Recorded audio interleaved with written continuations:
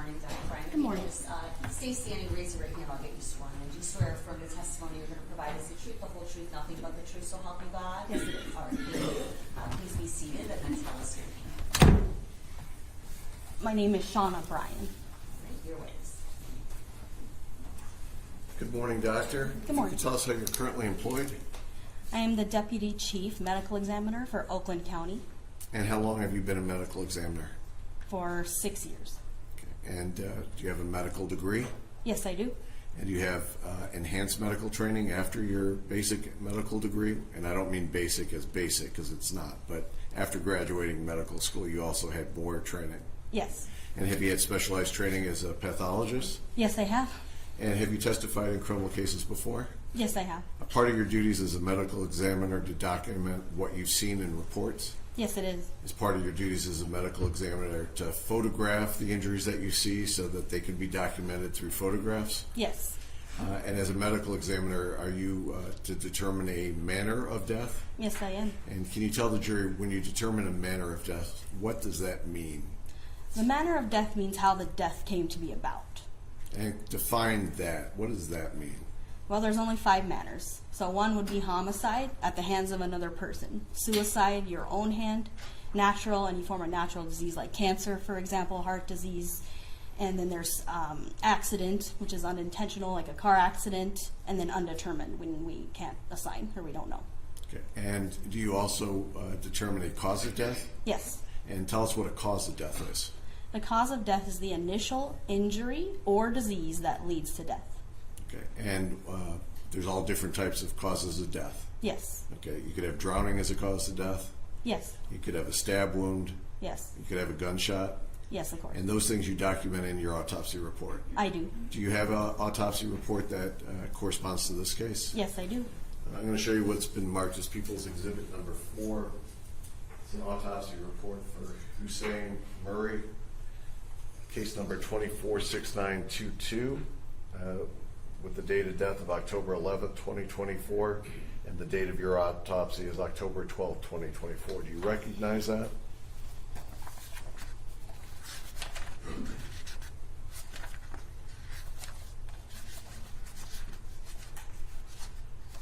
Yes, I do. And that has your signature at the end? Yes. And there's an attached diagram at the end of that? Yes, And also a toxicology report? that's correct. And those are all done in the ordinary course of your duties? Yes, they are. And when you do a toxicology, what is the toxicology report? Toxicology, we usually take fluid from the eye, blood, and then sometimes urine, and sometimes gastric, but usually we'll send blood out for toxicology studies, which will test for any alcohols, drugs of abuse, certain prescription medications, things like that. And that's a standard thing you do as part of autopsies? Yes, it is. Your Honor, if it wasn't in the record, I'd move People's Exhibit number 4 into evidence. All right, it's in. And I have no objection to its admission. Doctor, I want to direct you specifically back to your autopsy on October 12th of 2024. Do you recall conducting the autopsy on Mr. Murray? Yes, I do. Okay, I'm going to show you what's been marked as People's Exhibit number 4A. It's going to show up on your screen close by. These exhibits we've already agreed to enter, so I'm not going to ask you all the questions that otherwise I would. You understand? Yes, I do. I forgot something. Have you been qualified as an expert before the courts of the state of Michigan? Yes, I have. And how many times have you testified as an expert before? Around 15. Okay. And had you actually testified as an expert in this case itself in district court? Yes, I have. Your Honor, the people would move Dr. Bryan as an expert in forensic pathology. Your Honor, Yes, any objections? I had no objection in the preliminary examination. I also have received her curriculum vitae, and I have no objection for the trial purposes to qualify the doctor as an expert. Okay, Ms. Lawson? No objection, Your Honor. Thank All you. right, the witness will be deemed as an expert in the field of forensic pathology. Okay. Looking at exhibit number 4A, is that a standard placard that you would give any autopsy that you're going forward with, so that whatever is logged in as far as photographs could then be referenced to that number?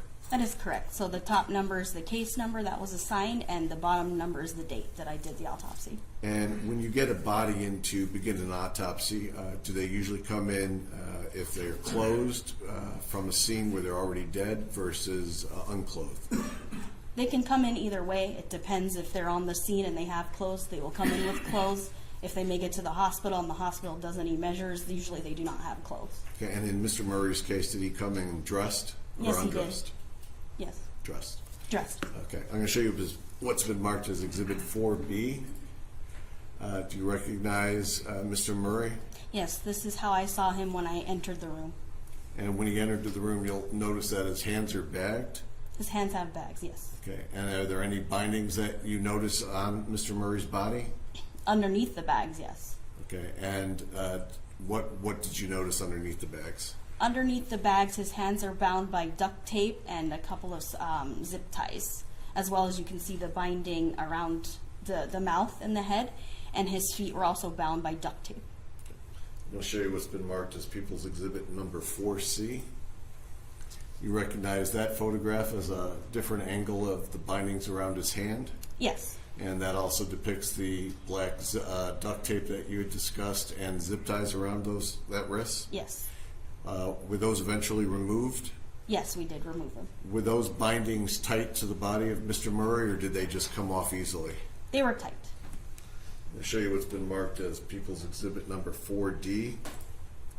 Do you recognize that as another angle of those bindings? Yes, I do.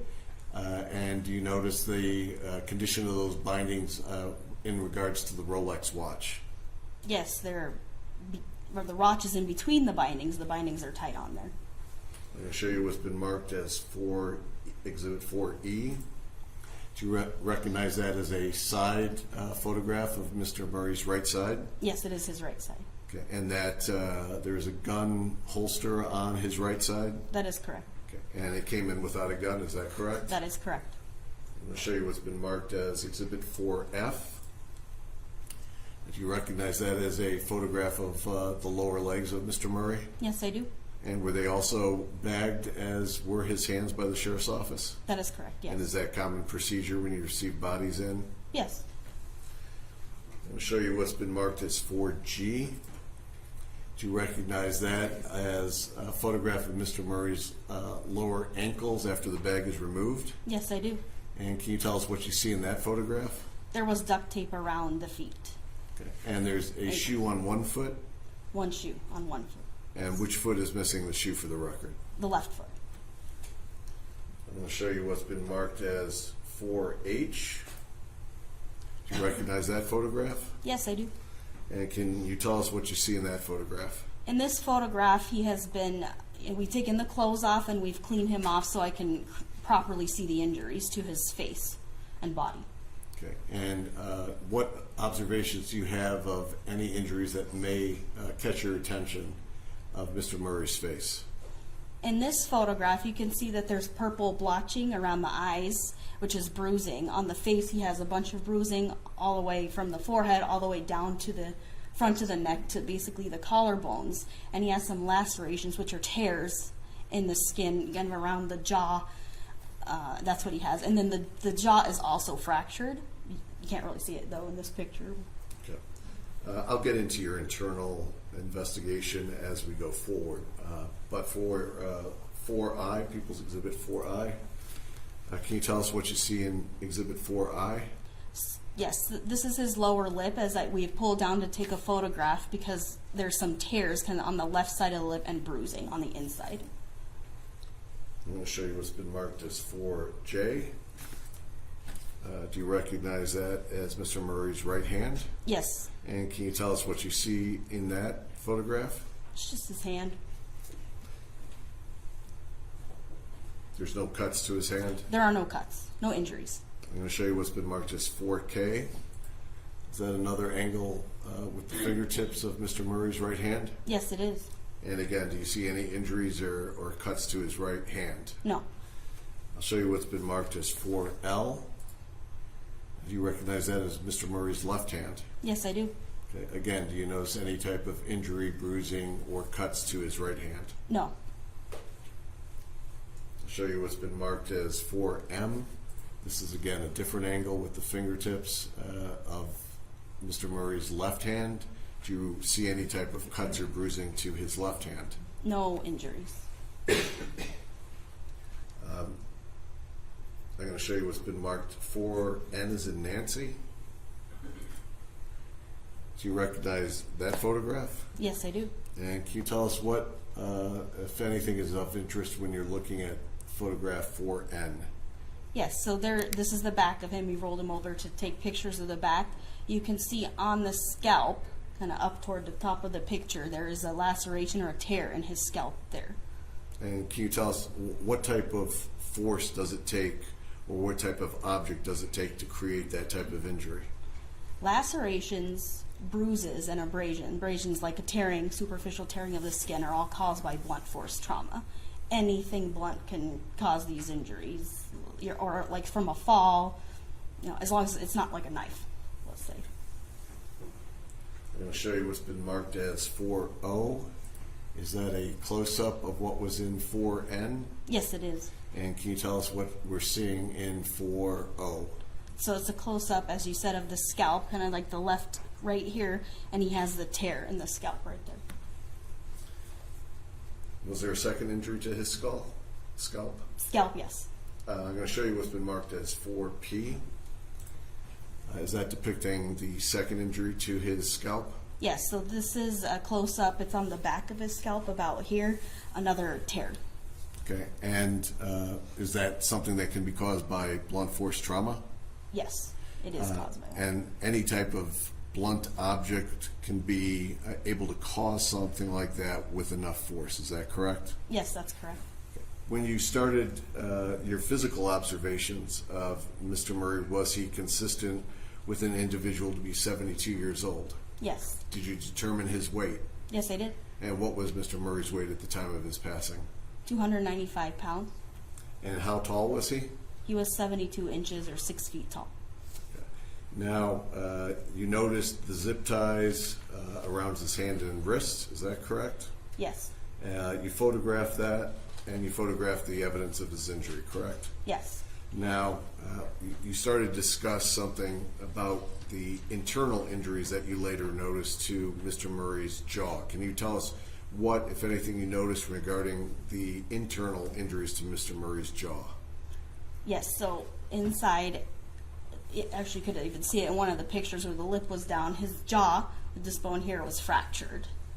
Okay. And then there was a lot of bleeding and bruising just on the skin and underneath the skin. I hear the terminology. Over time, I get used to it, but a lot of folks aren't used to it. So we've talked about lacerations, we talked about bruising, but what do you mean when you say fracture? Fracture's broken bone. Okay. And there's different types of fractures? There are different types, yes. Okay. How would you describe this type of fracture? I would say comminuted, meaning broken into multiple pieces. And does it take substantial force to create that type of injury? Yes. Did you notice injury to the left side of his scalp? Yes, I did. Okay. And how did you designate and describe that injury? He had a laceration or a tear there on the left side. Once we open the head and reflect the skin back, he has hemorrhage underneath the scalp. And when you say, go ahead. Oh, and there are two muscles here that help you chew. He had hemorrhage in those muscles. Okay. We're going to slowly go through the definitions, but when you say hemorrhage, what does that mean? I'm sorry, bleeding into the tissue. And does it take substantial force to get bleeding underneath the scalp so that you could see it in the way that you did? Yes, and it's a blunt force. Did you notice any type of injury to his face? Yes. What injuries did you notice to his face? His face has bruising, some tears in there. Okay. Is it in one location or is it in multiple locations? It's multiple locations. Basically, the whole entire face Had bruises to has bruises and tears. When you started to continue your autopsy, did you notice anything that stuck out about his throat area? Yes, I did. Could you tell us what you noticed regarding Mr. Murray's throat area? On his throat, it looked the same as the face. It has, from the anterior neck here, which is the front of the neck, It had diffuse bruising and some kind of linear, no patterned, nothing like a pattern that I noticed, just some linear bruises. Okay. And what did you notice when you got to look at his throat area internally? Internally, we lift up the skin. He had soft tissue, which is bleeding into the fats and then the muscles in the neck that control the head. All of that was had blood soaked, and then he had a fracture of a bone in the throat called the hyoid bone. Okay. 2 fractures. Again, broken hyoid bone. the location of that bone, because we're not going to know by definition and description. Can you point to your actual throat to show us where that would be on a person? Sure. The hyoid bone is a U-shaped bone, and it sits high up in the neck. If you feel when you swallow, your Adam's apple, that's called the thyroid cartilage. It sits just in front of that. That's high up in the neck and relatively well protected. And what did you notice about that bone? It was broken in 2 places. Okay. In your experience in doing autopsies and going through school, is that a rare injury that you've seen? It's rare. Okay. And does that take a lot of force to accomplish that type of injury? It does. Can you tell us what type of other evidence of injuries you saw to the neck? The fracture of the bone and just bleeding into the tissues. Okay. And did you make any determination of how that could occur? How would that type of injury occur? Neck compression. Okay. Now, neck compression literally means compressing of the neck. Is that Yes. part of the definition I'm okay That's on? literally, yes. Okay. literally. Now, hypothetically, a shoe or boot on the throat be able to do that type of neck compression. Yes. How long would it take for continued compression of the neck to result in death? So the answer to that question is a little complex. If somebody is unable to defend themselves, let's say they're unconscious or they can't move for some reason and pressure is applied to the neck, it's only going to take a matter of minutes, 5 minutes, less than 10 minutes, opposed to somebody who's able to fight back. It might take a little longer. How long, I don't know. And were you able to determine if Mr. Murray was still alive when this was going on? Yes. And how were you able to determine that? So the cause of death I've listed here is neck compression, but there's also a mechanism of death. Just because you break a hyoid bone doesn't mean you die from that. What he actually died from was asphyxia. This is the mechanism of death. Asphyxia, in the lightest terms, you compress the neck and the jugular veins and carotid arteries, which bring blood to the head and from the head, are compressed. This is where the asphyxia occurs. It takes only about 11 pounds of pressure to do that, which is basically the weight of your head. The reason I know it's neck compression is because the hyoid bone is fractured. Okay. Did you determine a cause of death? Yes, And can you tell us what the cause of death was in Mr. Murray's passing? neck compression. And I contributed blunt force head and neck trauma too. And did you determine a manner of death? Yes, And what was your determination of manner of death? homicide. Okay. The injuries that you observed and the multiple injuries, was there anything about those injuries that indicated it could only have been caused by a single individual acting alone? No, Was there anything about the multitude of injuries that you observed that excluded multiple participants in the causing of that death? no, Was there any type, talk about those neck compressions that we talked about. If I was, let's say, a 130-pound male, and I was trying to cause that neck compression, could a 130-pound male cause those neck compressions? yes. I don't have any other questions, Judge. Okay, thank you. Cross-exam Zuazo. Your Honor, may we approach? Come on up.